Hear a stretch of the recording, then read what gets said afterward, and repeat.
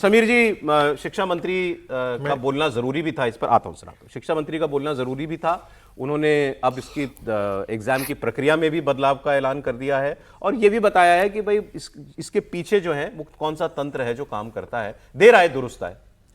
देखिए, भारत सरकार के शिक्षा मंत्री को अब जाके इस बात की जानकारी मिली है कि इस एग्जाम में एक बड़ा माफिया गिरोह काम करता है और उनको लगता है कि अब सीबीटी पे शिफ्ट हो जाएंगे कंप्यूटर बेस्ड टेस्ट में, तो बिल्कुल अब कोई गड़बड़ी नहीं होगी और पूरा मतलब शिक्षा में व्यवस्था में रामराज्य आ जाएगा, सब बिल्कुल साफ सुथरा होगा। इतने लंबे समय से आप शिक्षा मंत्री हो, 2014 से केंद्र में मोदी सरकार की सरकार है और लगातार पेपर उसके पहले लीक होते रहे, उसके बाद भी तमाम ऐसे मौके आए लीक होते रहे। क्या उसके लेकर कोई हाई लेवल कमेटी बनाई थी?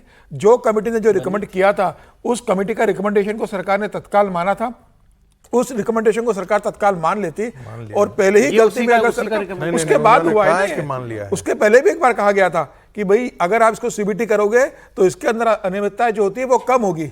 ठीक है, सुब्रमण्यम कमेटी बनी थी शायद मेरे अंदाज से, उन्होंने इसका रिकमेंडेशन दिया था।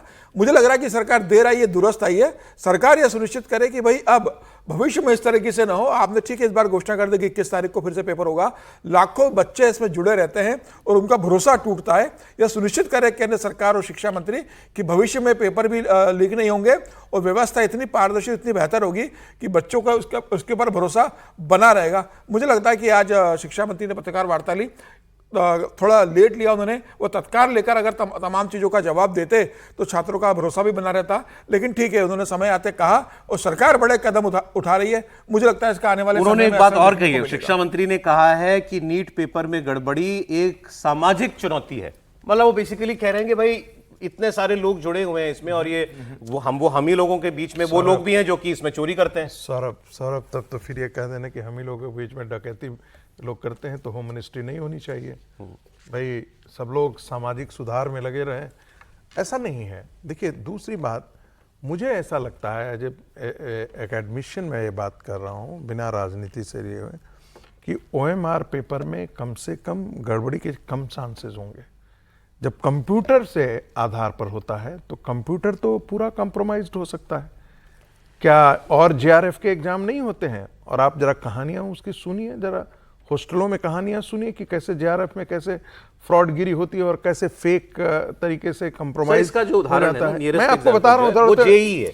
मैं जेई का पेपर ऐसे जेई के पेपर की तर्ज पर कराने की रिकमेंडेशन थी। देखिए इम्पोर्ट नहीं है बहुत, हम लोग जब आपको कह रहे हैं तो उसको गंभीरता से आप लीजिए इस चीज को। नहीं आप कह रहे हैं तो कोई मान रहा, हम रोज इसको देखते हैं और कहा भी नहीं जा सकता है। ऑप्शन क्या है सर?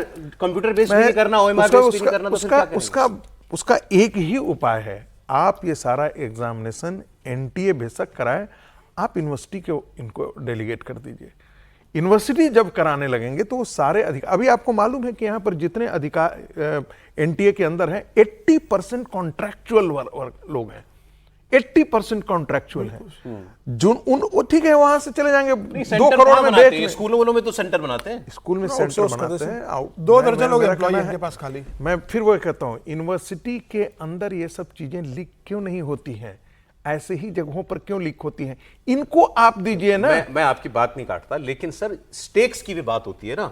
पता है यहाँ का इसके लिए लोग जो है लाखों रुपया देने के लिए तैयार है, पेरेंट्स भी तो तैयार हैं लाखों रुपया देने के लिए। बच्चे के पास थोड़ी 20 लाख रुपए होते हैं सर, एक बात बाप देता है 20 लाख रुपया। सर एक चीज आप बताइए, कोई जब सेंटर जब आप अलॉट करते हैं तो जब NTA सेंटर अलॉट करती है जी, तो क्या उसके बारे में सारा फुल प्रूफ उसकी जानकारी होती है कि anyway, अब देखिए शिक्षा मंत्री जो कह रहे हैं वो जब वो कहते हैं ये सामाजिक चुनौती है तो वो यही कह रहे हैं कि भाई 100% फुल प्रूफ कोई चीज हो जाएगी तो इसकी तो कोई गारंटी नहीं है, लेकिन हम प्रयास कर रहे हैं कि अगली बार से ये सुधार करेंगे, अगली बार से गड़बड़ियां ना हो। सर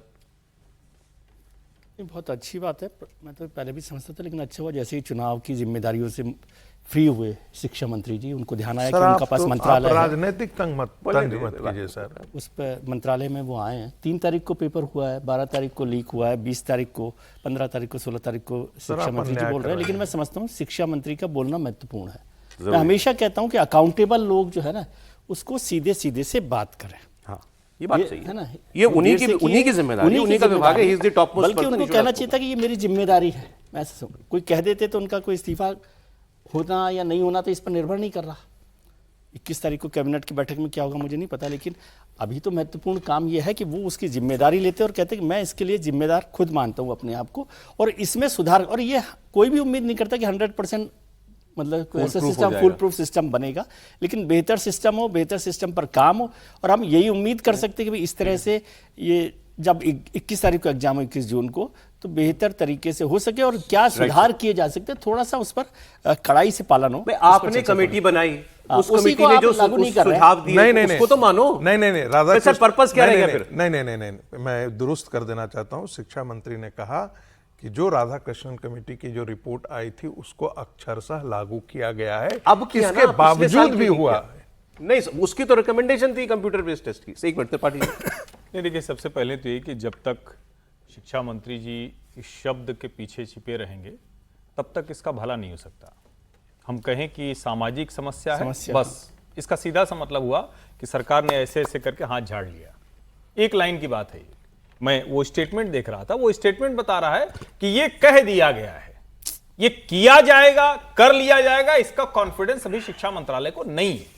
और जहां तक कंप्यूटर बेस्ड टेस्ट या ओमार शीट की बात है, दोनों अच्छे से हो सकते हैं, दोनों में गड़बड़ हो सकती है, लेकिन जितने बड़े पैमाने पर है उसमें अगर हम फुल प्रूफ सिस्टम करें तो अगर सीबीटी में गड़बड़ होगी तो उसको पकड़े आसानी से जा सकता है। यानी उसको जिसको कहते हैं ना कि हम ट्रैक कर सकते हैं, पकड़ सकते हैं कहां से लीक हुआ, वो थोड़ा ज्यादा आसानी से हो सकता है। बाकी दोनों में गड़बड़। मूल बात यह है कि क्या हम इसको सामाजिक समस्या छोड़ के सरकार के तंत्र की समस्या मानेंगे, सिस्टम की समस्या। और एनटीए, मैं जिस दर्शकों के एग्जाम्पल के लिए मेरे पास कंप्यूटर पड़ा हुआ है, मैं एग्जामिनेशन सेंटर में हूं और मेरे लिए अलग एक कमरे की व्यवस्था कर दी जाती है, जिसका उस समय जो है वो जो लगा रहता है ना कैमरा, उस समय हटा दिया जाता है और बाकी हमको रिपोर्ट कर दिया जाता है कि किस नंबर को कैसे टिक करना है। हमारे हाथ चलते रहेंगे और कोई और कंप्यूटर भी हमारे लिए काम करता रहेगा, वो ये सब हो जाता है। सवाल ये है, सवाल मैं फिर कह रहा हूं, सवाल महत्वपूर्ण है कि कितना कड़ाई से हम सारे लीकेजेस हैं उसको हम बंद एक बार कंप्लीट कर लीजिए फिर। मैं यही बता रहा हूं, क्योंकि मेरी जानकारी में जो आप कह रहे हैं वो ठीक बात है, लेकिन अगर आप किसी के कंप्यूटर को रिमोट लॉगिन भी लेते हैं, किसी को आप सजे तो भी वो ट्रैक हो जाए, पता चल जाएगा ना। अगर पकड़ना चाहेंगे इसमें तो पता ही नहीं लगेगा और सारी चीजें। सर हम में से कोई आईटी एक्सपर्ट नहीं है, मैं ये कह रहा हूं कि ये आम तौर पर ब्रेक का समय हो गया। सर ये पता ही नहीं लगेगा कि डिजिटल चोरी हुई है। डिजिटल फुटप्रिंट पकड़ना आसान है, आसान काम है। देखिए ब्रेक की बात नहीं, चोरी हो जाएगी तब पकड़ लेंगे ना, पता लगेगा कि हो गई है तब।